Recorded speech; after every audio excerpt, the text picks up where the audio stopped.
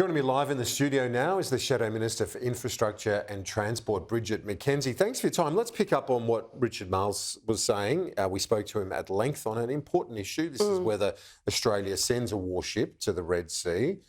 They're not going to do it, the government. They say they want to continue doing the heavy lifting in our region. Why is that not the right approach?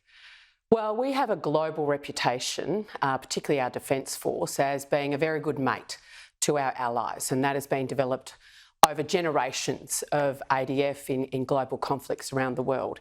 And being a good mate means that when your mate is in trouble and calls for help, you actually turn up. Now, the fact that this is not just any mate, this is our AUKUS ally, America, asking and requesting for assistance, I find this decision by the Albanese government incredible. And the fact that it is now being welcomed by Beijing and being used as a PR exercise, shall we say, in China itself, I think is very, very concerning. We know that the states wouldn't have asked if they didn't need us. And I want to know, has the Prime Minister, already all clocked off for the summer holidays? Has an NSC meeting been called? Have we got the Chief of Defence, our security agencies around the table with the PM, with the Defence Minister, with expert officials to discuss the request and determine the best way to respond to it? Well, my understanding is that the US request was a broad one, that it would be calling on countries to either provide a vessel, aircraft or personnel. And so the government is responding, saying, OK, we will provide more support via personnel, but we are doing the heavy lifting here. And apparently, according to Richard Marles, the US supports that approach. Well, according to Richard Marles, I still want to know what the NSC officials, what their advice was. And the fact that supporting with personnel, anyone would think that'd be a battalion or two.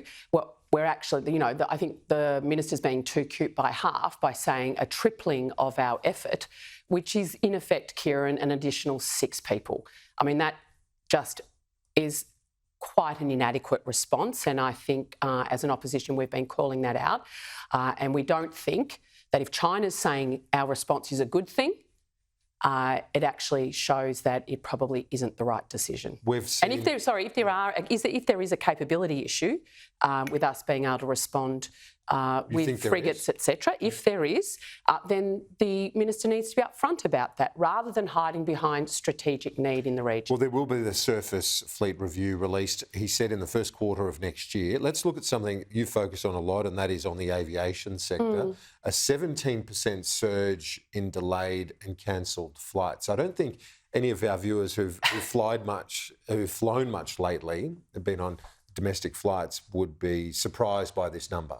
Yeah, it's just incredible, Kieran, to think that Minister King, the Aviation Transport Minister, has a review sitting on her desk, the Harris Review, which looked into access in and out of Sydney, been sitting on her desk gathering dust for over 18 months with actual recommendations that could assist with this. In that golden triangle between Sydney, Melbourne, Brisbane, over 45% of flights are cancelled. Now, when you've got 3 kids... So what's behind so many cancellations? What's causing it? Yeah, so what we heard in the Senate inquiry was that there are some of it's Air Service Australia and weather delays, but that only accounts for up to about 30% of the cancellation and delays. And the others, there are accusations of airlines gaming the system, so forwarding you on to the next flight, for instance, and we've all seen that collapsing as you wait for the next flight to roll through.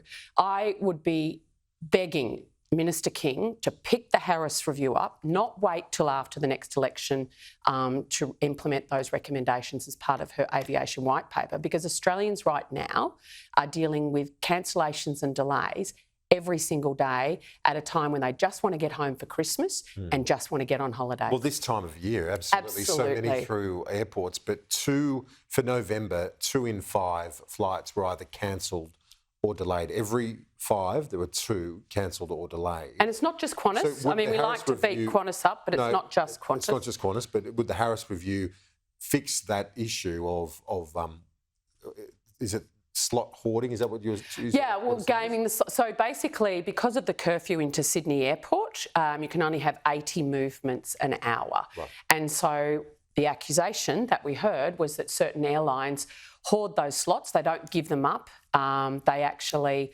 game that system of trading internally with the slots to actually make more money, and it's the customer that ends up having to pay. So that's the key thing that needs to be fixed. Absolutely, yeah, for cancellations and delays. And what I'd also like to see, and this was another recommendation that we made in that Senate inquiry, is that we have some consumer protections.